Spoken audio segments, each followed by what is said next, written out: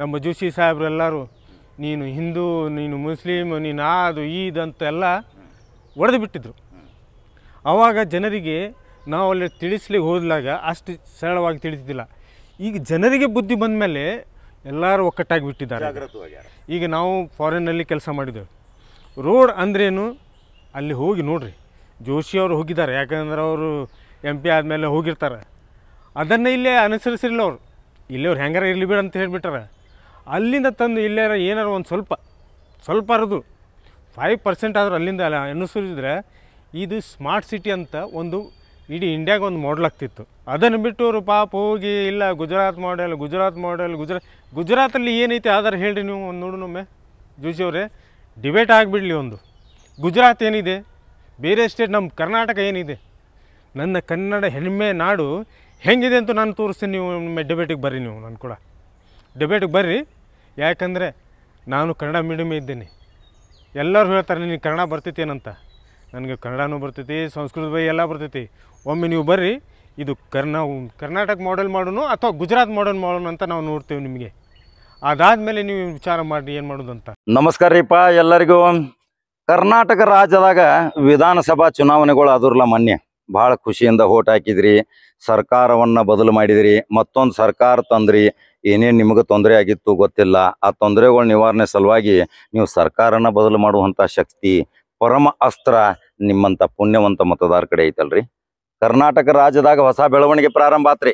ಈಗ ಹೊಸ ಬೆಳವಣಿಗೆ ಪ್ರಾರಂಭ ಆದ ತಕ್ಷಣ ಈಗ ಮತ್ತೆ ಬೆನ್ನ ನಿಮಗೆ 6-7 ತಿಂಗಳದಾಗ ಮತ್ತೆ ಈಗ ಚುನಾವಣೆಗಳು ಎದುರಾಗಕತ್ತು. ಈಗ ಮತ್ತೆ ಯಾವ ಚುನಾವಣೆ ಅಂತೀರಿ ಕಾಕ, ಮತ್ತೆ ಯಾವ ಚುನಾವಣೆ ತಂದೇವತ್ತು ಅಂತಿರ್ಬೇಕು ನೀವು. ಆದರೆ ಈಗ 6-7 ತಿಂಗಳದಾಗ ಮತ್ತೆ ಈಗ ಲೋಕಸಭಾ ಚುನಾವಣೆ ಬಂದವ್ರಿ. ಇನ್ನು ಪಾರ್ಲಿಮೆಂಟ್ ಚುನಾವಣೆ ಭಾರತದಾದ್ಯಂತ ನಡೆಯುವುದು. ಅದರ ಸಲುವಾಗಿ ಕರ್ನಾಟಕ ರಾಜ್ಯದ ಉತ್ತರ ಕರ್ನಾಟಕದ ಒಂದು ಕಿರೀಟ, ಧಾರವಾಡದ ಶಿಕ್ಷಣ ನಗರಿ, ಶಿಕ್ಷಣದ ಕಾಶಿ ಎಂದೇ ಗುರುತಿಸಲ್ಪಡುವ ಈ ಧಾರವಾಡ ಲೋಕಸಭಾ ವ್ಯಾಪ್ತಿಯಲ್ಲಿ ಬರುವಂಥ ಪ್ರತಿಯೊಂದು ಕ್ಷೇತ್ರಗಳ ಸಮೀಕ್ಷೆಯ ಮುಖಾಂತರ ಇವತ್ತು ಧಾರವಾಡಕ್ಕೆ ದಾಪಗಾಲ ಹಾಕಿದಾನ ಕಾಕ. ಧಾರವಾಡಕ್ಕೆ ಯಾಕೆ ಬಂದಿ, ಧಾರವಾಡದ ಲೋಕಸಭಾ ಏನು ವಿಶ್ಲೇಷಣೆ ಮಾಡಕ್ಕೆ ಬಂದಿ ಅಂತ ನಿಮ್ಮ ತಲೆಯಾಗ ಹೊಳಿತಿರ್ಬೇಕು. ಆದ್ರೆ ಇಲ್ಲಿ ಯಾಕೆ ಈ ಕ್ಷೇತ್ರ ಆಯ್ಕೆ ಮಾಡ್ಕೊಂಡಿದ್ದೀನಿ ಅಂದ್ರೆ, ಕರ್ನಾಟಕ ರಾಜ್ಯದಿಂದ ಇಲ್ಲಿಯ ಲೋಕಸಭಾ ಸದಸ್ಯ ಸಂಸದೀಯ ವ್ಯವಹಾರಗಳ ಒಂದು ಕೇಂದ್ರ ಸರ್ಕಾರದಲ್ಲಿ ಮಂತ್ರಿ ಸ್ಥಾನ ಹೊಂದಿದರು. ಭಾರತದ ಪ್ರಧಾನಮಂತ್ರಿ ನರೇಂದ್ರ ಮೋದಿ ಅವರ ಪಕ್ಕದಲ್ಲಿ ಕುಂಡುವಂಥ ಸೌಭಾಗ್ಯ ನಮ್ಮ ಧಾರವಾಡಕ್ಕೆ ಸಿಕ್ಕಿತು, ಈ ಪೇಡಾನಗರಿಗೆ. ಅದರ ಸಲುವಾಗಿ ಇದೊಂದು ದೊಡ್ಡ ಮಹತ್ವವಾದ ಕ್ಷೇತ್ರ. ಈ ಕ್ಷೇತ್ರದಿಂದ 4 ಸಾರಿ ಲೋಕಸಭಾ ಸದಸ್ಯನಾಗಿ ಈಗ ಸಂಸದೀಯ ವ್ಯವಹಾರಗಳ ಮಂತ್ರಿಗಳಾಗಿ ಏನು ಕೊಡುಗೆ ಕೊಟ್ಟಾರ ಧಾರವಾಡಕ್ಕೆ ಅನ್ನೋದು ವಿಚಾರ ಮಾಡ್ಬೇಕಿರಲ್ಲ. ಅದು ನನ್ನ ಕರ್ತವ್ಯ ಕಾಕ ಅಂದ. ಅದನ್ನು ಏನು ಸುಧಾರಣೆ ಮಾಡ್ಯಾರ ಅನ್ನೋದು ಬಂದು ನಿಮಗೆ ಹೇಳಬೇಕನ. ಈಗ ಧಾರವಾಡದಾಗ ಇದು ಒಂದು ಸಿಂಗಾಪುರ ಆಗಬೇಕಾಗಿತ್ತು. ಅನೇಕ ಶೈಕ್ಷಣಿಕ ಸೆಂಟ್ರಲ್ ಸ್ಕೂಲ್ಗಳು ಇಲ್ಲಿ ಬರಬೇಕಾಗಿತ್ತು. ಅನೇಕ ಉದ್ಯೋಗಗಳನ್ನು ಸೃಷ್ಟಿ ಮಾಡುವಂಥ ಕಾರ್ಖಾನೆಗಳು ಬರಬೇಕಾಗಿತ್ತು. ಅನೇಕ ಫ್ಲೈಓವರ್ಗಳು, ಮೆಟ್ರೋ ಟ್ರೈನ್ ಅಂತ ತಿರುಗಾಡುವಂಥ ಈ ಹುಬ್ಬಳ್ಳಿ ಧಾರವಾಡ ಮಹಾನಗರಕ್ಕೆ ಸ್ಮಾರ್ಟ್ ಸಿಟಿ ಕೊಡುಗೆ ತಂದರು. ಆದರೆ ಇಲ್ಲಿಯ ಯಾವ ಪರಿಸ್ಥಿತಿಯಲ್ಲಿ ಜನ ಇವತ್ತು ಇಲ್ಲಿ ಜನಜೀವನ ಮಾಡ್ತಾ ಇದ್ದಾರೆ, ಆ ಜೀವನದ ಪ್ರಸಂಗದ ಪ್ರತಿ ಕ್ಷಣದ ಘಟನೆಗಳನ್ನು ನಾನು ಹೇಳಬೇಕು. ಹಾಗಾದ್ರೆ ಇನ್ನು ಲೋಕಸಭಾ ಚುನಾವಣೆದಾಗ ಅಭ್ಯರ್ಥಿ ಯಾರು? ಈ ಅಭ್ಯರ್ಥಿನ ಮುಂದುವರಿಸ್ತಿರೋ ಏನು ಅಭ್ಯರ್ಥಿನ ಬದಲಾವಣೆ ಮಾಡ್ತಿರೋ? ಬದಲಾವಣೆ ಮಾಡುವುದು ನಿಮ್ಮ ಕೈಯಾಗೈತಿ, ಇದೇ ಅಭ್ಯರ್ಥಿಯನ್ನು ಮುಂದುವರಿಸಿಕೊಂಡು ಹೋಗುವುದು ನಿಮ್ಮ ಕೈಯಾಗೈತಿ.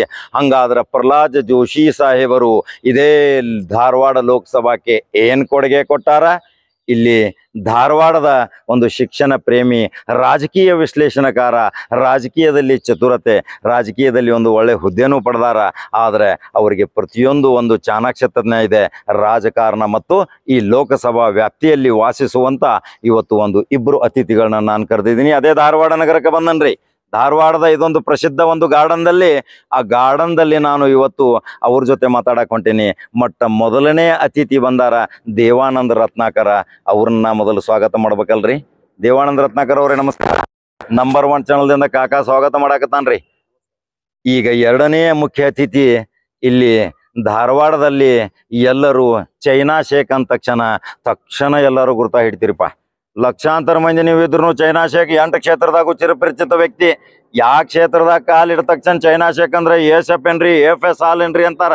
ಮದುವೆ ಮಂಟಪ ಕಾರ್ಯಾಲಯ ಮಾಡ್ಯಾರ, ಸುಸಜ್ಜಿತವಾದ ಒಂದು ಸ್ಕೂಲ್ ತಯಾರು ಮಾಡ್ಯಾರ. ಆ ಸ್ಕೂಲ್ ಇವತ್ತು ಧಾರವಾಡದ ಜನತೆ ಒಂದು ಸ್ವಲ್ಪ ನೋಡಕ್ಕೆ ಹೋಗ್ರಿ. ಸ್ವಂತ ಸ್ಕೂಲ್ ಹೆಂಗಿರ್ತೈತಿ, ಆ ಥರದ ಪರಿಪಾಲನೆ ಮತ್ತು ಆ ಥರದ ಉಸ್ತುವಾರಿ ಹೆಂಗೆ ಮಾಡಾಕತ್ತಾರ. ಆ ಶಿಕ್ಷಣ ಪ್ರೇಮಿ ಪದವೀಧರರು, ಉನ್ನತ ವ್ಯಾಸಂಗ ಮಾಡಿದವರು ಸಹಿತ ಇವತ್ತು ನಮ್ಮ ಜೊತೆ ಮಾತಾಡಕ್ಕೆ ಬಂದಾರ. ಧಾರವಾಡ ಒಂದು ಭಾರತ ದೇಶದಲ್ಲಿ ಒಂದು ಒಳ್ಳೆಯ ಬೆಳಕನ್ನು ಬೆಳಕಬೇಕು, ಸಂಸದೀಯ ಸಚಿವರಾಗಿ ಏನು ಕೊಡುಗೆ ಕೊಟ್ಟಾರ, ಏನು ಕೊಡುಗೆ ಕೊಡಬೇಕಾಗಿತ್ತು, ಆ ಥರ ಕ್ರಿಯೆ ಪ್ರತಿಕ್ರಿಯೆಗಳನ್ನು ಇವತ್ತು ಅವ್ರ ಜೊತೆ ನಾನು ಮಾತಾಡ್ಕೊತ ಹೋಗ್ತೀನಿ. ಇವತ್ತು ಮೊದಲನೇ ಪ್ರಶ್ನೆ, ದೇವಾನಂದ್ ರತ್ನಾಕರ್ ಅವರು ಬಿ ಇಂಜಿನಿಯರಿಂಗ್ ಸಿವಿಲ್ ಉನ್ನತ ದರ್ಜೆಯಲ್ಲಿ ವ್ಯಾಸಂಗ ಮಾಡ್ಯಾರ್ರಿ. ಅವ್ರ ಕ್ಲಾಸ್ಮೇಟ್ಗಳು ಮುಖ್ಯಮಂತ್ರಿ, ಉಪಮುಖ್ಯಮಂತ್ರಿ, ಕರ್ನಾಟಕ ರಾಜ್ಯದ ಮಂತ್ರಿಗಳಾಗ್ಯಾರ. ಅನೇಕ ಶಾಸಕರ ಮಂತ್ರಿಗಳ ಜೊತೆ ಒಡನಾಟ ಸಂಬಂಧ ಇಟ್ಕೊಂಡು ಅವರ ತಾಯಿ ಇದ್ರಲ್ರಿ, ಗೊತ್ತೈತಿಲ್ಲ, ಅಖಿಲ ಭಾರತ ಸೆನ್ಸಾರ್ ಮಂಡಳಿಯ ಒಂದು ಅಧ್ಯಕ್ಷರಾಗಿ, ಇಲ್ಲಿ ಸಮಾಜ ಕಲ್ಯಾಣ ಮಂಡಳಿಯ ಅಧ್ಯಕ್ಷರಾಗಿ ಶಾಂತಾ ಹಲ್ಗಿ ಹೆಸರು ನೀವು ಮರೀಲಿಕ್ಕೆ ಸಾಧ್ಯವಿಲ್ಲ. ಈ ಪವಿತ್ರ ಶಿಕ್ಷಣ ನಗರಿಯ ಕೇಂದ್ರದಲ್ಲಿ ಅಂಥ ಮಹಾತ್ಮರು ಹುಟ್ಟಿ ಬೆಳೆದು ಇಲ್ಲಿಯೇ ಕಣ್ಮರೆಯಾದಂಥ ಈ ಪುಣ್ಯದ ಕರ್ಮಭೂಮಿಯಲ್ಲಿ ಇವತ್ತು ನಾವು ಒಂದು ಒಳ್ಳೆಯ ಕಾರ್ಯಕ್ರಮನ ಹಾಕೊಂಡು ಬಂದೀವಿ. ಸಂಸದ್ ಯಾರಾಗಬೇಕು, ಯಾರು ಸಂಸದ್ ಆದರೆ ಇಲ್ಲಿ ಒಳ್ಳೆಯದು. ಇದು ಶಿಕ್ಷಣ ನಗರಿ ಎಷ್ಟು ಬೆಳಿಬೇಕು. ದೇವಾನಂದ ರತ್ನಾಕರ್ ಅವರೇ, ಮೊದಲನೇ ಪ್ರಶ್ನೆ, ನಿಮ್ಮ ಲೋಕಸಭಾ ಸದಸ್ಯ ಹೇಗಿದ್ದಾರೆ? ಲೋಕಸಭಾ ಸದಸ್ಯ ಮಂತ್ರಿ ಆಗಿದ್ದಾರೆ, ಕೇಂದ್ರ ಸ್ಥಾನದಲ್ಲಿ ಉನ್ನತ ಸ್ಥಾನ ತಗೊಂಡಾರ. ಏನು ಪ್ರಯೋಜನ ಆಗಿದೆ ಧಾರವಾಡ ಹುಬ್ಬಳ್ಳಿಗೆ?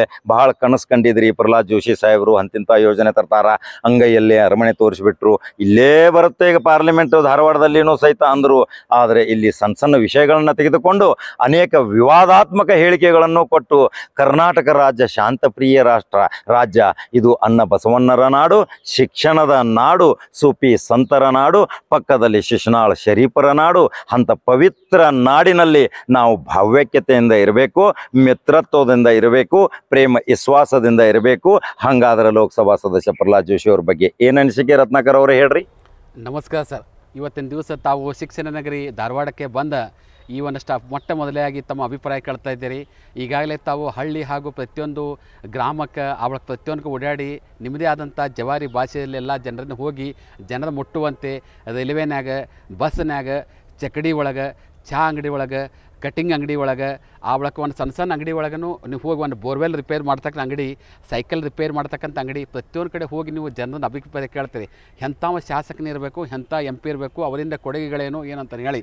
ಈಗ ನಾವಿಲ್ಲಿ ಧಾರವಾಡ ಶಿಕ್ಷಣ ನಗರದಲ್ಲಿ ಇರ್ತಕ್ಕಂಥದ್ದು ಇಡೀ ನಮ್ಮ ಕರ್ನಾಟಕ ರಾಜ್ಯಕ್ಕೆ ಶಿಕ್ಷಣ ನಗರಿ ಅಂದ ತಕ್ಷಣ ಫಸ್ಟ್ ನೆನಪಾಗೋದು ಧಾರವಾಡ. ಈ ಧಾರವಾಡನಲ್ಲಿ ಎಜುಕೇಷನ್ನು, ಹಿರಿಯ ಸಾಹಿತಿಗಳು, ದೊಡ್ಡ ದೊಡ್ಡ ಮೇಧಾವಿ ವ್ಯಕ್ತಿಗಳು ಭಾಳ ಜನ ಬಂದಿದ್ದಾರೆ. ಇಲ್ಲಿ ಡೆವಲಪ್ಮೆಂಟ್ ಆಗ್ತಕ್ಕಂಥ ವಿಷಯಗಳು ತುಂಬಾ ಭಾಳ ಇದೆ. ಇಲ್ಲಿ ದೊಡ್ಡ ನಮ್ಮ ಬೆಂಗಳೂರಿನಲ್ಲಿ ನೋಡ್ತಕ್ಕಂಥವ್ರು, ಬೇರೆ ನಮ್ಮ ಬಾಂಬೆನಲ್ಲಿ ನೋಡ್ತಕ್ಕಂಥವ್ರು, ಚೆನ್ನೈಯಲ್ಲಿ ನೋಡ್ತಕ್ಕಂತಹ ಒಂದು ಮೆಟ್ರೋ ಯೋಜನೆಗಳು ಇನ್ನೂ ಬರಬೇಕಾಗಿತ್ತು. ಹಾಗೂ ರೋಡ್ಗಳು ಇನ್ನೂ ಸ್ವಲ್ಪ ವೈಡಾಗಿ ಮಾಸ್ಟರ್ ಪ್ಲ್ಯಾನ್ ಆಗಿ ಇನ್ನೂ ದೊಡ್ಡ ಮಾಡಬೇಕಾಗಿತ್ತು. ಆಮೇಲೆ ಎಲ್ಲನೂ ಹೈಟೆಕ್ ಅಂತಂದರೆ ಎಲೆಕ್ಟ್ರಾನಿಕ್, ಈಗ ಸಾಕಷ್ಟು ಉದ್ಯಮಗಳು ಬಂದಾವ. ಇನ್ನೂ ಹೆಚ್ಚಿನ ಉದ್ಯಮಗಳು ಬಂದು ಇಲ್ಲಿರ್ತಕ್ಕಂತಹ ನಿರುದ್ಯೋಗ ಯುವಕರಿಗೆ ಇನ್ನೂ ಹೆಚ್ಚಿನ ಪ್ರಮಾಣದ ಮೇಲೆ ಹೊರಗಡೆ ದೇಶಕ್ಕೆ ಹೋಗಲಾರ್ದೇ, ಬೇರೆ ಬೇರೆ ಕಂಪ್ನಿಗೆ MNC ಕಂಪ್ನಿಗೆ ಹೋಗಲಾರ್ದೇ ಲೋಕಲ್ ಇಲ್ಲೇ ಇರತಕ್ಕಂತಹ ಒಂದು ಮೂಲಭೂತ ಸೌಲಭ್ಯಗಳನ್ನು ಬಳಸಿದ್ರೆ ಬೆಳಗ್ಗೆ ಹೋಗಿ ಸಾಯಂಕಾಲ ಮಗ ಬರ್ತಾನಂತಕ್ಕಂತಹ ನಮ್ಮ ನಿರುದ್ಯೋಗ ತಂದೆ ತಾಯಿಗಳು ಇವತ್ತಿನ ಬಯಸ್ತಾರೆ. ಅಂಥ ಯೋಜನೆಗಳು ಇನ್ನೂ ಹೆಚ್ಚಿನ ಬರಬೇಕಾಗಿತ್ತು. ಇಲ್ಲಿ ನಾವು ಎಕ್ಸ್ಪೆಕ್ಟ್ ಮಾಡ್ತಾ ಇದ್ವಿ, ಏನೋಪ್ಪ ಭಾಳ ಬರ್ತೈತಿ ಅಂತ, ಇನ್ನೂ ಯಾರೂ ಆಗಿಲ್ಲ. ಇನ್ನು ಮುಂಬರುವ ದಿನಗಳಲ್ಲಿ ಇನ್ನೂ ಹೆಚ್ಚಿನ ಪ್ರಮಾಣ ಮೇಲೆ ನಮ್ಮ ಧಾರವಾಡ ಜಿಲ್ಲೆ ಅಭಿವೃದ್ಧಿ ಹೊಂದಿ ಉತ್ತಮ ಒಂದು ಸಂಸತ್ ಸದಸ್ಯನಾಗಿ ಯಾರು ಜನರಿಗೆ ಸ್ಪಂದಿಸಿ ಮಾಡ್ತಕ್ಕಂಥವ್ರು ಅಂಥವನ್ನ ಆಸಲೆ ಅಂತಂದು ನಾನು ಹೇಳ್ತೇನೆ. ಈಗ 4 ಸಾರಿ ಸಂಸತ್ ಸದಸ್ಯರಾಗಿ ಪ್ರಹ್ಲಾದ್ ಜೋಶಿ ಸಾಹೇಬರು ಬಂದರು. 4 ಸಾರಿ ನೀವು ಮತಗಳನ್ನು ಆರಿಸಿ ತಂದು ಬಹುಮತದಿಂದ ಆರಿಸಿ ಕಳಿಸಿದ್ರಿ.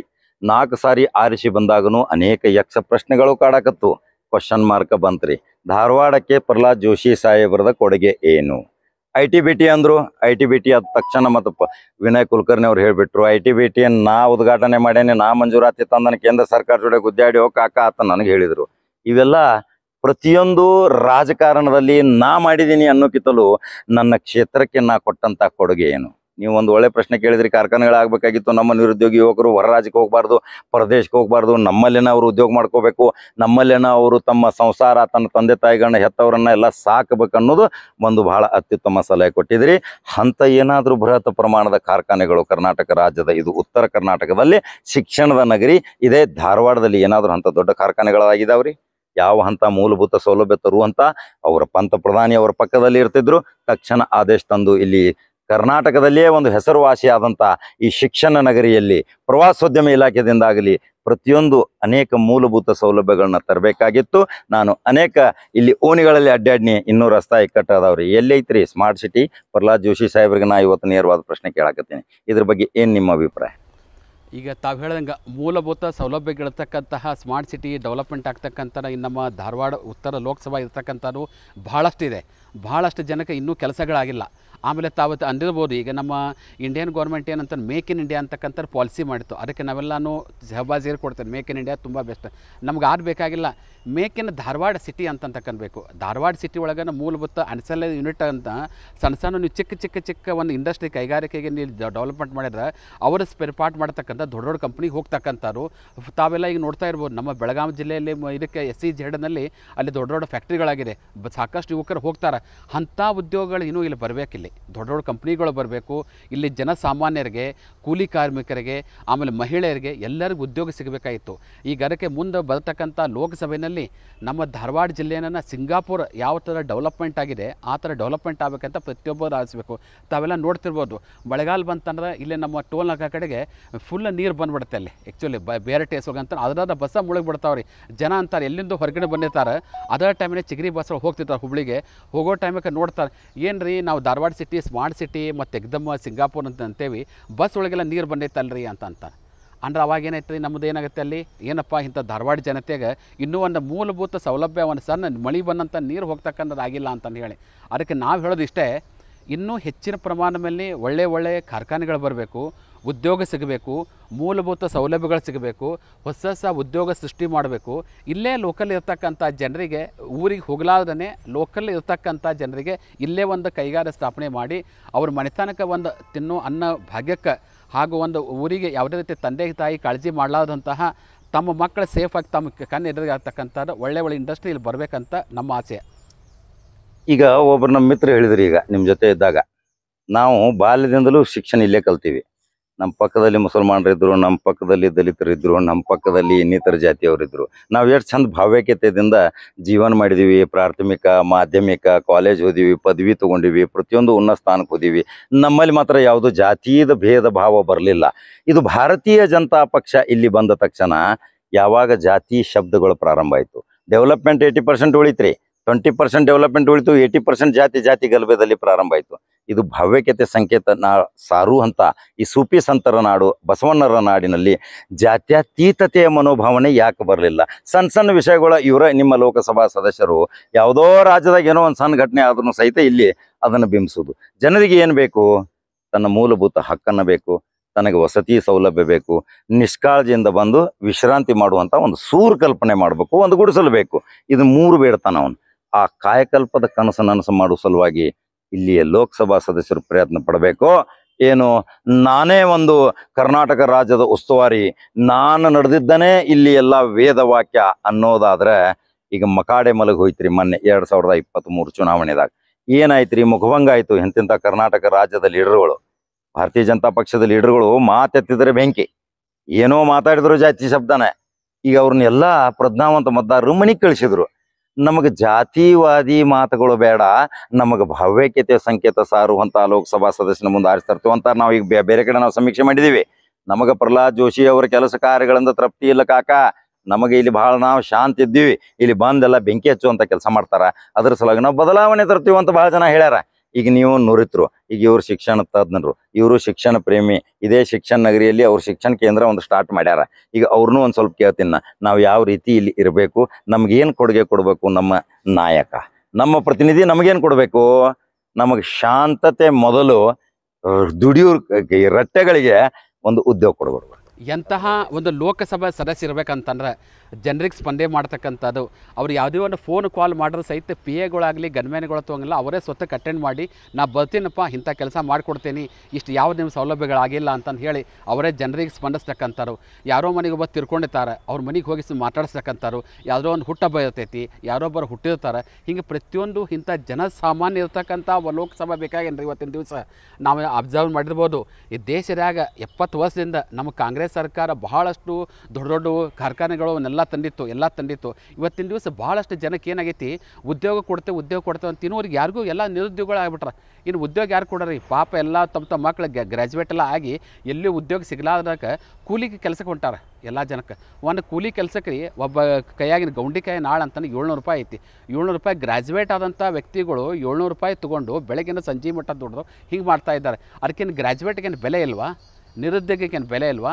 ಇದನ್ನು ಸೈನ್ಸ್ ಆ್ಯಂಡ್ ಟೆಕ್ನಾಲಜಿ ಬಂದ್ರೆ ಮಾಡ್ಕೋದಲ್ಲ. ದೊಡ್ಡ ಇಂಡಸ್ಟ್ರಿ ತೊಗೊಂಡು ಬರ್ರಿ, ಜನರಿಗೆ ಉದ್ಯೋಗ ಕೊಡ್ರಿ, ಜನರಿಗೆ ಈಜಿಯಾಗಿ ಎಕ್ಸೆಸ್ ಆಗಲಿ. ಆ ಬಳಿಕ ನೀವು ಏನು ರೋಡ್ ಶೋ ಮಾಡ್ತೀರಿ, ದಿನ ನಮ್ಮ ಬಡವರ ಬಗ್ಗಲಿಗೆ ದೀನ ದಲಿತರ ಮನೆ ಮುಂದೆ ರೋಡ್ ಶೋ ಮಾಡಿರಿ ಅಂದ್ರೆ ಒಂದು ಏನೈತಿ, ಸಮಾಜಕ್ಕೆ ಒಂದು ಒಳ್ಳೆ ಮೆಸೇಜ್ ಹೋಗ್ತೈತಿ. ಇದೇನಿಲ್ಲ ಅವಾಗ ಇಲೆಕ್ಷನ್ ಇದ್ದಾಗ ಅಷ್ಟೇ ಮಾಡೋದು, ಉಳ್ಕಿ ಟೈಮಿನ ಸ್ಪಂದನೆ ಹಾಗಿಲ್ಲ. ಪ್ರತಿಯೊಂದು ಕಾಲಕ್ಕೆ ನೀವು ಸ್ಪಂದನೆ ಮಾಡಬೇಕು. ಇದೆಲ್ಲ ಜನರ ಪರವಾಗಿ, ನಾಡಿ ಮಿಡಿತರ, ಬಡ ಜನರ, ಕೂಲಿ ಕಾರ್ಮಿಕರ, ನಿರ್ಗತಿಕರ, ದೀನ ದಲಿತರ ಸಲುವಾಗಿ ಭಾಳಷ್ಟು ಜನ ಹೇಳ್ಯಾರ. ಏನು ಸರ್ ಒಂದು ದಿವಸ ಮಾಡ್ತಾರೆ ಅಷ್ಟು, ಒನ್ ಡೇ ಮ್ಯಾಚ್ ಮಾಡ್ತಾರೆ. ನಮಗೆ ಒನ್ ಡೇ ಮ್ಯಾಚ್ ಬೇಡ, ನಮಗೇನಿದ್ರು ದಿವಸಾನ ನಿರಂತರ ಒಂದು ಮ್ಯಾಚ್ ಆಗಲಿ, ನಮ್ಮ ಕಷ್ಟಗಳಲ್ಲಿ ಸ್ಪಂದನೆ ಮಾಡಲಿ ಅಂತ ಕೇಳ್ಕೊಳ್ತಾರೆ. ಈಗ ನಿಮ್ಮ ಜೊತೆ ಮಾತಾಡಕ್ಕೆ ಬರ್ತೇನೆ ರೀ ಮುಂದೆ. ಚೈನಾ ಶೇಖ್ ಅವ್ರು ಹೇಳಿ, ಅವ್ರು ತಮ್ಮ ಕೆಲವು ಮಾತುಗಳಿಂದ ಹೇಳಿ. ಮೊದಲನೇದಾಗಿ ಕಾಕ ಅವರಿಗೆ ನಮಸ್ಕಾರಗಳು. ನಮ್ಮ ಧಾರವಾಡಕ್ಕೆ ಬಂದಿದ್ದಕ್ಕೆ ತುಂಬ ಸಂತೋಷವಾಗಿದ್ದೀವಿ. ಎದಕ್ಕೆ ಅಂದರೆ ನೇರವಾಗಿ ಜನರಿಗೆ ಹೇಳೋದು ಚಾನಲ್ ಒಂದ ಅಂದರೆ ನಮ್ಮ ಜವಾರಿ ಕಾಕ ಅವರು. ನಾವು ಧಾರವಾಡ ವಿದ್ಯಾಕಾಶಿಗೆ ಬಂದಿದ್ದಕ್ಕೆ ಬಹಳ ಸಂತೋಷ ಆಯಿತು. ಈಗ ಡೆವಲಪ್ಮೆಂಟ್ ಅಂತ ಹೇಳ್ತಿದ್ರು ನಮ್ಮ ಜೋಶಿ ಸಾಹೇಬ್ರ ದೊಡ್ಡ ಡೆವಲಪ್ಮೆಂಟ್ ಇಡೀ ಇಂಡಿಯಾದಲ್ಲಿ ಎಲ್ಲಿಯೂ ಆಗಿಲ್ಲ ನೋಡಿ. ಕನ್ಯಾಕುಮಾರಿಯಿಂದ ಕಾಶ್ಮೀರದವರೆಗೆ ಎಕ್ಸ್ಪ್ರೆಸ್ ಹೈವೇ ಇದೆ. ಧಾರವಾಡದಾಗ ಅಷ್ಟೇ ಒಂದು 20-25 ಕಿಲೋಮೀಟ್ರದು ಹೈವೇ ಇದೆ. ಆ ಹೈವೇಗೆ ಏನು ಹೆಸರು ಕೊಟ್ಟಿದ್ದಾರೆ ಗೊತ್ತಾ? ಡೆತ್ ಹೈವೇ ಅಂತಾರೆ. ಯಾಕಂದರೆ ಅದು 2 ಲೈನ್ ಇದೆ. ಇವ್ರು ಇಷ್ಟು ವರ್ಷ ಆದರೂ ಅದಕ್ಕೇನು ಮಾಡಲಿಲ್ಲ. ಅದಷ್ಟು ಜನ ಎಷ್ಟು ಜನ ಸತ್ತಿದ್ದಾರೆ ಅಂದರೆ ಇವ್ರು ಅವಾಗ ಬಿಡಬೇಕು. ಇವ್ರು ಬರೀ ಗೆದ್ದಿದ್ದು ಯಾವಾಗಂದ್ರೆ ನಮ್ಮ ದೇಶದ ಜನ ಹೆಂಗಿದಾರದ ಭಾಳ ಮುಗ್ಧರು ಅಂದ್ರೆ ಏನಾರು ಒಂದು ಸ್ವಲ್ಪ ಹೇಳಿದ್ರೆ ಅಲ್ಲಿ ಬೆಂಕಿ ಹಚ್ಚಿದ್ದಾರೆ, ಯಾರು ಹಚ್ಚಿದ್ದಾರೆ, ಆ ಜಾತಿಯವ್ರು ಹಚ್ಚಿದ್ದಾರೆ ಅಂದ್ಕೊಳ್ಳಿ ನಾವು ಸಿಡಿದ್ದೇದು ಹೇಳ್ತೀವಿ ಸ್ವಲ್ಪ ಹೊತ್ತು. ಅದನ್ನು ಉಪಯೋಗ ತೊಗೊಂಡು ಇವರು ಲೋಕಸಭಾ ಅಧ್ಯಕ್ಷ ಗೆದ್ದಿದ್ದಾರೆ. ಅವರು ಡೆವಲಪ್ಮೆಂಟ್ ಆಗಲಿ ಬೇರೆ ಯಾವುದೇ ಉದ್ದೇಶಕ್ಕಾಗಿ ಆಗಲಿಲ್ಲ. ಈಗ ಮೊನ್ನೆ ಆಗಿದ್ದ ಚುನಾವಣೆಯಲ್ಲಿ ಜನರು ಈಗ ಎಚ್ಚೆತ್ತಿದ್ದಾರೆ. ಅವರು ಬಜರಂಗಿ ಹೆಸರು ತೊಗೊಂಡ್ರು ಈ ಸಲ ಅದು ಯಾರು ದೇವರು ಅವ್ರಿಗೆ ಇದು ಮಾಡಲಿಲ್ಲ, ಯಾರು ಯಾಕಂದರೆ ಇವರು ಡೆವಲಪ್ಮೆಂಟ್ ಬಿಟ್ಟು ಬೇರೆ ಹಿಜಾಬ್ ಆಯಿತು, ಅದನ್ನಾಯಿತು, ಇದನ್ನಾಯಿತು ಅಂತ ಹೇಳ್ತಾರೆ. ಜನರಿಗೆ ಈಗ ಬಾಳಲಿಕ್ಕೆ ಎಷ್ಟು ಕಾಸ್ಟ್ಲಿ ಆಗಿದೆ. ಮನೆ ಖರ್ಚು ನೋಡಬೇಕಂದ್ರೆ ಒಂದು ಸಿಲಿಂಡರ್ ತೊಗೋಬೇಕಂದ್ರೆ, ಒಂದು ಇದನ್ನು ತೊಗೋಬೇಕಂದ್ರೆ, ಪೆಟ್ರೋಲ್ ಹಾಕಬೇಕಂದ್ರೆ ಇಷ್ಟು ರೇಟ್ ಆಗಿದ್ದಾವೆ. ಈಗ ಜನ ಅದಕ್ಕೆ ಈಗ ನಿಮ್ಮ ಯಾವ ದೇವ್ರ ಬಗ್ಗೆ ಹೇಳಿದರೂ ನಂಬಲಿಕ್ಕೆ ತಯಾರಿಲ್ಲ. ಜೋಶಿ ಅವರೇ, ಈಗ ಹೇಳ್ತಿದ್ದೀನಿ, ನೀವು ಡೆವಲಪ್ಮೆಂಟು ಇದು ಮಾಡಲೇ ಇಲ್ಲ, ಬರೀ ಜಾತಿ ಗೀತೆ ಅಂತ ಮಾಡಿದಿರಿ. ಈ ಸಲ ನಿಮಗೂ ಐತಲ್ಲ, ಧಾರವಾಡದಲ್ಲಿ ಯಾವುದು ಸ್ಥಾನ ಇಲ್ಲ. ಯಾಕಂದರೆ ಕರ್ನಾಟಕವನ್ನು ನೀವು ಗುಜರಾತ್ ಮಾಡೆಲ್ ಅಂತ ಮಾಡೋಕ್ಕೆ ಹೋಗಿದ್ರಿ. ಗುಜರಾತ್ದಿಂದ ಎಷ್ಟು ಚೆನ್ನಾಗಿದೆ ಕರ್ನಾಟಕದ ಅಂತ ನಿಮ್ಗೆ ಇನ್ನೂ ಅರಿವಿಲ್ಲದು. ಅದರ ಸಲುವಾಗಿ ನಾವು ಈ ಸಲ ಧಾರವಾಡಕ್ಕೆ ಬೇಡ, ನಿಮ್ಮನ್ನು ಗುಜರಾತಿಂದ ಯಾವುದಾದ್ರು ಒಂದು ಲೋಕಸಭಾ ತಗೋರಿ, ಅಲ್ಲೇ ನಿಂದರೆ ಅದನ್ನು ಮಾಡೆಲ್ ಮಾಡಿರಿ. ಆದರೆ ನಮ್ಮ ಕರ್ನಾಟಕ ಎಷ್ಟು ಗುಜರಾತದಿಂದ ಎಷ್ಟು ರ್ಯಾಂಕಿಂಗ್ ಎಲ್ಲ ಇದರಲ್ಲಿ ತಗೋರಿ ನೀವು. ಕರ್ನಾಟಕ ಗುಜರಾತ್ಗಿಂತ ಮೊದಲಿದೆ. ನಮಗಿಂತ ಹಿದ್ದಿದ್ದ ಸ್ಟೇಟವನ್ನು ನೀವು ಕರ್ನಾಟಕವನ್ನು ಅದನ್ನು ಮಾದರಿ ಮಾಡ್ತೇನೆಂದರೆ, ನಾನು ಹೇಳೋದು ಕರ್ನಾಟಕವನ್ನು ಯಾಕೆ ಮಾದರಿ ಮಾಡಬಾರ್ದಿತ್ತು ನೀವು? ಇಂಡಿಯಾದಲ್ಲಿ ಯಾಕೆ ಇದು ಮಾಡಬಾರ್ದಿತ್ತು? ಈಗ ಅಮೇರಿಕಾಗೆ ಹೋಗ್ರಿ ನೀವು, ಅಮೇರಿಕಾದ ಸಿಲಿಕಾನ್ ಸಿಟಿ ಎಲ್ಲೈತೆ ಅಂದರೆ ಬೆಂಗಳೂರಾಗೈತೆ ಅಂತಾರೆ. ನೀವು ಅದನ್ನು ಹೋಗಿ ಈಗ ಅಹಮದಾಬಾದಾಗ ಮಾಡ್ತೀರಿ. ಅದಕ್ಕೆ ನೀವು ಏನು ಮಾಡಿ, ಈ ಸಲ ಧಾರವಾಡ ನಮ್ಮ ವಿದ್ಯಾಕಾಶಿ ಇದಲ್ಲ, ಅಲ್ಲಿ ಯಾವುದೂ ಈಗ ನಡೆಯೋದಿಲ್ಲ. ಜಾತಿ ಧರ್ಮ ಯಾವುದೂ ಈಗ ನಡೆಯೋದಿಲ್ಲ. ನೀವೇನು ಮಾಡಿರಿ, ಈ ಸಲ ಗುಜರಾತದಲ್ಲಿ ಒಂದು ಮಾಡೆಲ್ ಮಾಡಿ ಗುಜರಾತಿಗೆ ಅಲ್ಲೇ ಒಂದು ಇದನ್ನು ಕ್ಷೇತ್ರ ಆಯ್ಕೊಂಡು ಅಲ್ಲೇ ಮಾಡ್ಕೊಂಡು ಹೋಗ್ರಿ. ನಾವು ಇದೆಯಲ್ಲ ಈಗ ಕರ್ನಾಟಕ ಮಾದರಿ ಎಲ್ಲ ಕಡೆಯಿಂದ ನಾವು ಹರಡಿಸ್ತೀವಿ. ಈಗ ಬದಲಾವಣೆ ಮಾಡ್ತೀವಿ. ಈಗ ಮತ್ತೊಂದು ಪ್ರಶ್ನೆ, ಚೈನಾ ಶೇಖ್ ಅವರೇ, ಉದ್ಯೋಗದಲ್ಲಿ ಉದ್ಯೋಗಪತಿ, ಶಿಕ್ಷಣದಲ್ಲಿಯೂ ಶಿಕ್ಷಣ ಪ್ರೇಮಿ, ಸ್ವತಃ ಶಿಕ್ಷಣ ಕೇಂದ್ರಗಳನ್ನ ಪ್ರಾರಂಭ ಮಾಡಿದಿರಿ, ಇಡೀ ನಾವು ಈಗ ವಿಚಾರ ಮಾಡಿದೀವಿ. ಕೆಲವರು ಜನರ ಸಮೀಕ್ಷೆ ಕೇಳಿದಾಗ 8 ಕ್ಷೇತ್ರದಲ್ಲಿಯೂ ಚೈನಾ ಶೇಖ್ ಅಂದ್ರೆ ಚಿರಪರಿಚಿತ. ಚೈನಾ ಶೇಖ್ ಅವರನ್ನ 8 ಕ್ಷೇತ್ರದಲ್ಲಿ ಇಷ್ಟು ಚಿರಪರಿಚಿತರಾದಂಥ ಒಬ್ಬ ಪದವೀಧರ, ಉನ್ನತ ಪದವಿ, ಅದು ಸ್ನಾತಕೋತ್ತರ ಪದವಿ, ಅಂತ ಪದವೀಧರ ಯುವಕ ಕೆಲವು ಕಡೆ ಆಯ್ತು. ಆಸಾಂ ಗಣಪರಿಷತ್ ಅಂತ ಹೇಳಿ ಒಂದು ಕಟ್ಟಿದ್ರು ದೇವಾನಂದವ್ರು, ಪ್ರಫುಲ್ ಕುಮಾರ್ ಮಹಾಂತ, ಅವರೆಲ್ಲ ಇಂಜಿನಿಯರ್ ಸ್ಟೂಡೆಂಟ್. ಅವ್ರು ಮಾತುಕತೆ ಮಾಡ್ತಾ ಮಾಡ್ತಾ ಮಾಡ್ತಾ ಒಂದಿನ ಹಾಸ್ಟೆಲ್ದಲ್ಲಿ ನಾವು ಯಾಕೆ ಚುನಾವಣೆಗೆ ನಿಂತ ಸರ್ಕಾರ ರಚನೆ ಮಾಡಬಾರ್ದು ಅಂತ ಹೇಳಿ ಒಂದು ಸಂಘಟನೆ ಮಾಡ್ಕೊಂಡು ಆಸಾಂ ಗಣಪರಿಷತ್ ಅಂತ ಮಾಡಿದ್ರು. ತಕ್ಷಣದಲ್ಲಿ ಪ್ರಫುಲ್ ಕುಮಾರ್ ಮಹಾಂತ ಮುಖ್ಯಮಂತ್ರಿನಾದ್ರೆ ಇನ್ನೂ ಫೈನಲ್ ಆಗಿರಲಿಲ್ಲ.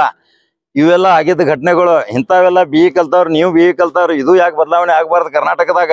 ಇದೇ ಲೋಕಸಭಾ ಚುನಾವಣೆದಾಗ ಈಗ 8 ಕ್ಷೇತ್ರದಾಗ ಚಿರಪರಿಚಿತ ಇದ್ರಿ ನೀವೇ ಯಾಕೆ ನಿಮ್ಮ ಸ್ವಂತ ಸಂಘಟನೆದಿಂದ ಇದೇ ಪ್ರಹ್ಲಾದ್ ಜೋಶಿಯನ್ನ ನಾನು ಸೋಲಿಸ್ತೀನಿ, ಇಲ್ಲಿ ಬದಲಾವಣೆ ತರ್ತೀನಿ ಅಂತೇಳಿ ಯಾಕೆ ಹಠ ಮಾಡಬಾರ್ದ್ರಿ ಚೈನಾ ಶೇಖ್ ಅವರ? ಜನ ಹೇಳಕತ್ತಾರ ನಮಗೆ, ಅದಕ್ಕೆ ಹೇಳಿದ್ವು ನಾವು. ಈ ಸಲ ಅದೇ ಆಕಾಂಕ್ಷಿಯಾಗಿ ನಾನು ಸ್ಪರ್ಧಿಸಲಿಕ್ಕೇನೆ ಎಲ್ಲ ಕಡೆ ಈಗ ತಯಾರು ಮಾಡಿದ್ದೀನಿ. ಯಾಕಂದರೆ ಇಷ್ಟು ವರ್ಷ ನಮ್ಮ ಜೋಶಿ ಸಾಹೇಬ್ರೆಲ್ಲರೂ ನೀನು ಹಿಂದೂ, ನೀನು ಮುಸ್ಲಿಮ್, ನೀನು ಅದು ಅಂತೆಲ್ಲ ಒಡೆದು ಬಿಟ್ಟಿದ್ರು.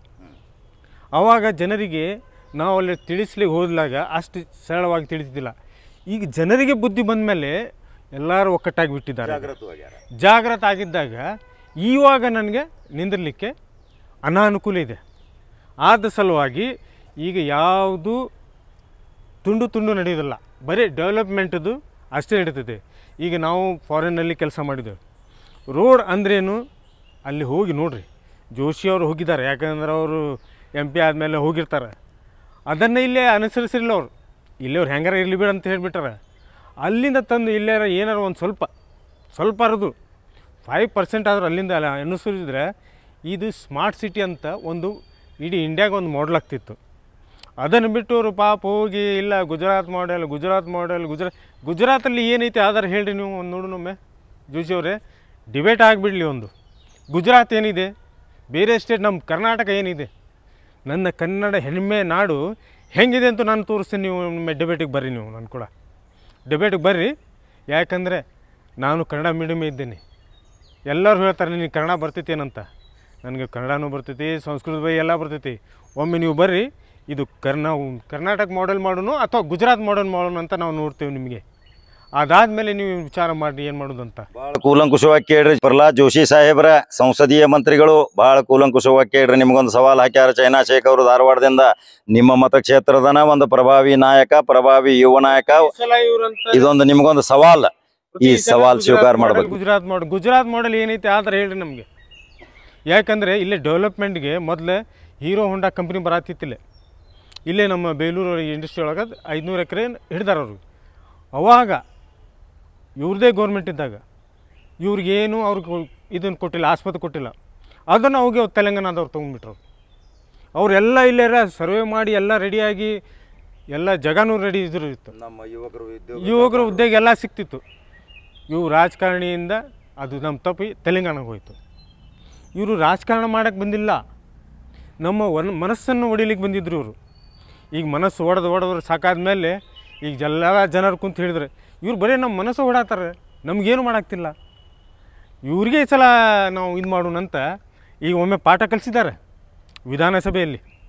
ಇನ್ನು ಲೋಕಸಭೆಯಲ್ಲಿ ಕಲಿಸೋದು ಅದು ಸಮೀಪ ಇದೆ. ಅವಾಗೂ ನಿಮಗೆ ಕಲಿಸ್ತೀವಿ. ಈಗ ಅದರಲ್ಲಿ ಏನು ಡೌಟೇ ಇಲ್ಲ. ಈ ಸಲ ನೀವು ಅದಕ್ಕೆ ನಾನು ಹೇಳ್ತಾ ಇರೋದು ನಿಮಗೊಂದು ಕಿವಿ ಮಾತಂದರೆ, ಧಾರವಾಡ ಬಿಟ್ಟು ಗುಜರಾತದ ಯಾವುದಾರ ಒಂದು ಲೋಕಸಭಾ ಕ್ಷೇತ್ರ ನೋಡಿ ಅಲ್ಲೇ ಸೇಫಾಗಿ ನೀವು ಮಾಡ್ಬೋದು. ನೋಡ್ರಿ ಜೋಶಿ ಸಾಹೇಬ್ರೆ, ಮನೆ ಕಟ್ಟಿದರು, ಮನೆ ಒಡೆದರೆ ಮನೆ ಕಟ್ಟಬಹುದು, ಮನ ಒಡೆದರು ಮನ ಜೋಡ್ಸಕ್ಕೆ ಸಾಧ್ಯ ಇಲ್ಲ. ಮನಸ್ಸು ಒಡೆದವಂತಾರ. 8 ಕ್ಷೇತ್ರದಾಗ ಸಂಚಾರ ಮಾಡ್ಯಾರ. 8 ಕ್ಷೇತ್ರದಾಗ ಪ್ರತಿಯೊಂದು ಮತದಾರನ ಅಹವಾಲು ಕೇಳ್ಯಾರ, ಅಲ್ಲಿಯ ಧುರೀಣರ ಮಾತು ಕೇಳ್ಯಾರ, ಬದಲಾವಣೆ ಖಚಿತ ಅಂತಾರ, ಮತ್ತು ನೇರ ಸವಾಲ ಹಾಕ್ತಾರ. ಅವರು ಒಂದು ಆಕಾಂಕ್ಷಿ ಅಂತ. ಇಂಥವೆಲ್ಲ ಉನ್ನತ ಪದವೀಧರ ಕೂಡ್ಕೊಂಡು ಒಂದು ಏನಾರ ಸಂಘಟನೆ ಮಾಡಿದ್ರು ಜೋಶಿ ಸಾಹೇಬ್ರ ಭಾಳ ಬೆಲೆ ತತ್ತಬೇಕಾಕೈತಿ. ಆದ್ರೆ ಕಾಲ ಮಿಂಚಲ್ ಬಿಡ್ರಿ, ಏನು 6 ತಿಂಗಳದಾಗ ಮತ್ತೆ ನೀನೇನು ಸಿಂಗಾಪುರ ಮಾಡೋಕ್ಕೂ ಆಗೋದಿಲ್ಲ. ಮತ್ತು ನಿಮಗೆ ನೇರವಾಗಿ ಹೇಳಾಕತ್ತಾರ, ಗುಜರಾತ್ದಾಗ ಒಂದು ಯಾವುದಾರ ಲೋಕಸಭಾ ಕ್ಷೇತ್ರ ಆಯ್ಕೆ ಮಾಡ್ಕೊಂಡು ಅಲ್ಲಿ ನಿಂತ ಗುಜರಾತದಿಂದನೇ ಏನೋ ಲೋಕಸಭೆ ಪ್ರವೇಶ ಮಾಡ್ರಿ. ಇಲ್ಲಿ ಧಾರವಾಡದಾಗ ಮಾತ್ರ ಬದಲಾವಣೆ ಆಗೋ ಸಲುವಾಗಿ ಚೈನಾ ಶೇಖ್ ಅವರು ಕನಕ್ಕೆ ಹೇಳ್ದಾರ. ಇನ್ನು ಇದು ಯಾವ ತಿರುವು ಪಡಿತೈತಿ 8 ಕ್ಷೇತ್ರದಾಗ, ಇನ್ನು ಅವರು ಪ್ರತಿ ಕ್ಷೇತ್ರದಾಗ ಇನ್ನು ಪ್ರಚಾರ ಸ್ಟಾರ್ಟ್ ಮಾಡವ್ರ. ಅದರ ಜೊತೆಗೆ ಉನ್ನತ ಪದವೀಧರರು, ಉನ್ನತ ವ್ಯಾಪಾರಸ್ಥರು, ಅನೇಕ ಉದ್ಯೋಗಪತಿಗಳು ಅವ್ರ ಜೊತೆ ಕೈ ಜೋಡಿಸ್ತಾರ. ಇಚ್ಛಾಶಕ್ತಿ ಇದ್ರ, ಹಣೆ ಬರ ಇದ್ರ ಲೋಕಸಭಾ ಸದಸ್ಯನ್ ಪ್ರಧಾನಮಂತ್ರಿ ಧಾರವಾಡಕ್ಕೆ ಬರ್ಬೋದು. ಒಂದು ಅನ್ನ ತುತ್ತು ಕೊಟ್ಟವನ ಬೇದ್ರಿ, 40 ಟನ್ ಹೂ ಹಾರಿಸವನ ಖುಷಿ ಪಟ್ರಿ. ಇದೇ ಇವತ್ತು ಕರ್ನಾಟಕ ರಾಜ್ಯದ ಸ್ಥಿತಿಗತಿ. ಮುಗ್ಧ ಮತದಾರರನ್ನ ಎಷ್ಟು ನೀವು ಮೋಸ ವಂಚನೆದಿಂದ ಅವನು ಎಮಾರ್ಸಕ್ಕೆ ಪ್ರಯತ್ನ ಪಟ್ಟರೂ ಸಹಿತ ಇಂಥ ಇವತ್ತು ಯುವಕರು ತಯಾರಾಗಿ ನಿಂತಾರ, ಜಾತ್ಯತೀತ ಪಕ್ಷಾತೀತವಾಗಿ. ಇನ್ನು ಅಂಥವ್ರನ್ನ ಬೆಂಬಲ ಮಾಡೋ ಸಲುವಾಗಿ ಎಷ್ಟು ಪದವೀಧರು ಕೂಡ್ಬೋದ್ರಿ ದೇವಾನಂದ ಅವರೇ? ಇಂಥ ವ್ಯಕ್ತಿಗಳಿಗೆ ಎಷ್ಟು ಜನ ಬೆಂಬಲ ಕೊಡ್ಬೋದು? ಈಗೊಂದು ತಿಳ್ಕೊಂಡಿರ್ಬೋದು, ದೊಡ್ಡ ದೊಡ್ಡ ವ್ಯಕ್ತಿಗಳು ಎಕ್ದಮ್ ಈಸಿಯಾಗಿ ಗೆದ್ದು ಬಿಡ್ತಾ ಅಂತ ಹೇಳಿ. ಒಂದು ದೊಡ್ಡ ಕಲ್ಲು ಎಬ್ಬಿಸ್ಬೇಕಾದ್ರೆ ಒಂದು ಸಣ್ಣ ಕಲ್ಲು ಬೇಕು, ಒಂದು ದೊಡ್ಡ ಆನೆ ಮರಿ ಹಿಡಿಬೇಕಾದ್ರೆ ಒಂದು ಸಣ್ಣ ಆನೆ ಮರಿ ಬೇಕು. ಹೀಗಾಗಿ ಪ್ರತಿಯೊಬ್ಬರಿಗೆ ನಾನು ಕೂಡ ಬಹಳ ಒಂದು 8 ಕ್ಷೇತ್ರ ಒಳಗೆಲ್ಲ ಸ್ಟಡಿಗಳನ್ನು ಮಾಡಿ ಎಲ್ಲಗಳನ್ನು ನೋಡಿ ಇನ್ನೂ ಹೆಚ್ಚಿನ ಪ್ರಮಾಣ ಮೇಲೆ ನಮ್ಮ ಉದ್ಯೋಗರು ಹೊರಗಡೆ ಹೋಗ್ಲಾರ್ದಂತಹ ಇಲ್ಲೇ ಮಾಡ್ತಕ್ಕಂಥ ಏನು ಮಾಡೆಲ್ಗಳು ಮಾಡಿದ್ರಿ ಅವನ್ನೆಲ್ಲ ಇಲ್ಲೇ ಮಾಡಿರಿ, ಇಲ್ಲೇ ಮಾಡಿ ಸಾಕಷ್ಟು ಉದ್ಯೋಗಗಳನ್ನು ಕೊಡಬಹುದಾಗಿತ್ತು. ಇದಕ್ಕಾಗಿ ನಾವು ಕೂಡ ಈ ನಮ್ಮ ಧಾರವಾಡ ಉತ್ತರ ಲೋಕಸಭಾಕ್ಕೆ ಏನಂತಾರೆ ಭಾಳಷ್ಟು ಜನ ಗೊತ್ತಾಗೈತಿ, ಅವ್ರ ಕಡೆಯಿಂದ ಏನಾಗತೈತಿ, ಏನು ಆಗಂಗಿಲ್ಲ ತಗೊಂಡು ನಾ ಬೇಕಾರಂಗೆ ಗೆದ್ದು ಬರ್ತೇನೆ ಅಂತಂದು ಹೇಳಿ. ಮನುಷ್ಯಾಗಂತಾರೆ ಒಂದು ಸಿನಿಮಾದ ಒಂದು ಡೈಲಾಗ್ ಇದೆ, don't under estimate the power of common man ಅಂತಂದು ಹೇಳಿ ಯಾವುದೋ ಒಂದು ಸನ್ನಿವೇಶ ಹೇಳ್ತಾರೆ. ಅದಕ್ಕೆ ಯಾವುದೇ ರಾಜಕೀಯನಲ್ಲಿ ಏನು ಬೇಕಾದ್ರೆ ಆಗ್ಬೋದು. ರಾಜಕಾರಣ ಕೇವಲ ಇಲೆಕ್ಷನ್ ಟೈಮ್ನಲ್ಲಿ ಮಾತ್ರ. ಡೆವಲಪ್ಮೆಂಟ್ನಲ್ಲಿ ಎಲ್ಲರೂ ಒಟ್ಟಿಗೆ ಸೇರಿ ಡೆವಲಪ್ಮೆಂಟ್ ಮಾಡೋಣ, ಎಲ್ಲರೂ ಕೂಡ ನಮ್ಮ ಜೊತೆಗೆ ಬರ್ರಿ, ನೀವು ಎಲ್ಲಿ ಹೇಳ್ತೀರ ನಾವು ಬರ್ತೇವೆ, ಎಲ್ಲಿ ಕೂಡ ಮಾಡ್ತಕ್ಕಂಥವ್ರು. ತಾವು ಕಳೆದ ನಮ್ಮ ವಿಧಾನಸಭಾ ಚುನಾವಣೆಯಲ್ಲಿ ನಮ್ಮ ಕಾಂಗ್ರೆಸ್ ಪಾರ್ಟಿ ಥಂಪಿಂಗ್ ಮೆಜಾರಿಟಿ ಬಂತು.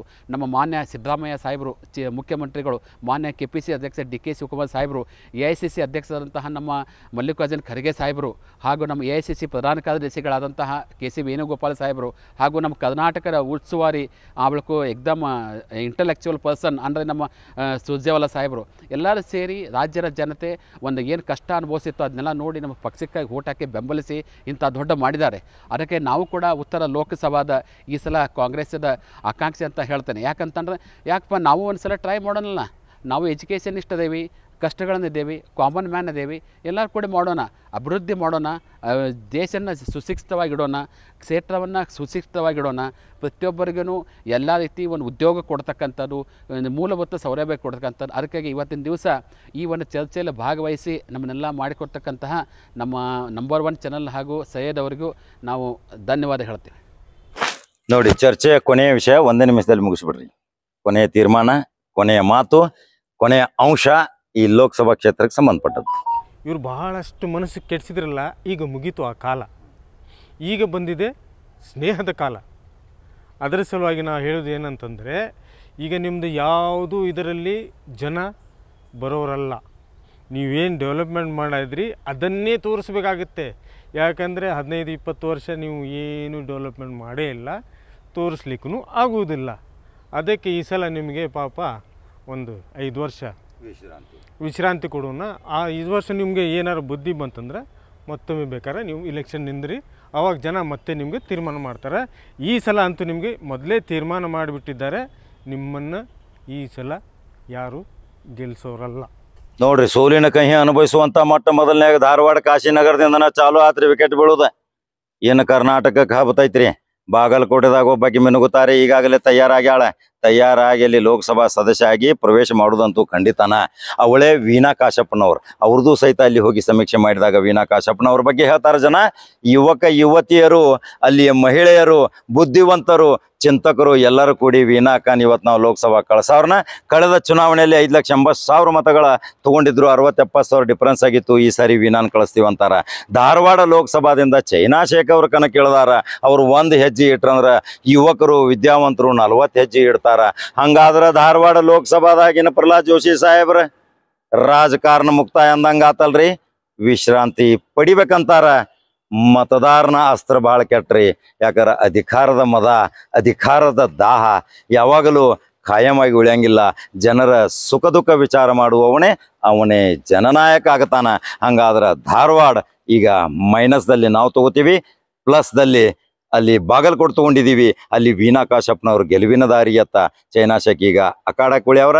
ಹಂಗಾದ್ರೆ ಧಾರವಾಡ ಮತದಾರ ಕ್ಷೇತ್ರರು, ಧಾರವಾಡ ಲೋಕಸಭಾ ಕ್ಷೇತ್ರದ ವ್ಯಾಪ್ತಿಯಲ್ಲಿ ಬರುವ 8 ಕ್ಷೇತ್ರದ ಬುದ್ಧಿವಂತ ಮತದಾರರು, ಪುಣ್ಯವಂತ ಮತದಾರರು, ನಿಮಗೆಂತ ಲೋಕಸಭಾ ಸದಸ್ಯ ಬೇಕು, ಇವನು ಬದಲಾವಣೆ ಆಗಬೇಕಾದ್ರೆ ನಾವೇನು ಮಾಡಬೇಕು, ಇಲ್ಲಿ ಏನು ಅವಶ್ಯಕತೆ ಇದೆ ಅನ್ನೋದು ನೀವು ನಮ್ಮ ಕಮೆಂಟ್ ಬಾಕ್ಸ್ನಾಗ ನಿಮ್ಮ ಅನಿಸಿಕೆ ಹಾಕ್ತೀರಿ. ಹಂಗಾದ್ರೆ ಖಡಕ ಕಾಕನ ಚಾನಲ್, ಜವಾರಿ ಚಾನಲ್, ನಂಬರ್ 1 ಚಾನಲ್ ಫಾಲೋ ಮಾಡ್ತೀರಿ, ಲೈಕ್ ಮಾಡ್ತೀರಿ, ಶೇರ್ ಮಾಡ್ತೀರಿ. ಬಂದಂಥ ಅತಿಥಿಗಳಿಗೆ ಅಭಿನಂದನೆ ಸಲ್ಲಿಸ್ತಾನೆ, ನಮಸ್ಕಾರ ಮಾಡ್ತಾನೆ, ಚರ್ಚೆ ಮುಕ್ತಾಯಗೊಳಿಸ್ತಾನೆ. ಹಂಗಾದ್ರೆ ದೇವಾನಂದ್ ಮತ್ತು ಚೈನಾಶೇಖ್ ಅವರಿಗೆ ನೀವು ನಮ್ಮ ಜೊತೆ ಬಹಳ ವಿಶ್ಲೇಷಣಕಾರಾಗಿ ಒಳ್ಳೊಳ್ಳೆ ಮಾತುಗಳನ್ನ ಹೇಳಿದ್ರಿ. ಇದೇ ಧಾರವಾಡ ಲೋಕಸಭಾ ಬಗ್ಗೆ ಹೆಚ್ಚಿನ ಮಾಹಿತಿಗಾಗಿ ಜನರಿಗೆ ಬಿಟ್ಟೇವಿ, ಆಯ್ಕೆ ಅವ್ರದ್ದು, ಸುದ್ದಿ ಹೇಳೋದು ನಮ್ಮದು. ಮತ್ತೆ ಖಡಕ ಸುದ್ದಿ ಹಂಗೆ ಬರ್ತೇನ್ರಿಪ್ಪ. ನಮಸ್ಕಾರ, ನಿಮಗೂ ನಮಸ್ಕಾರ. ನಮಸ್ಕಾರ.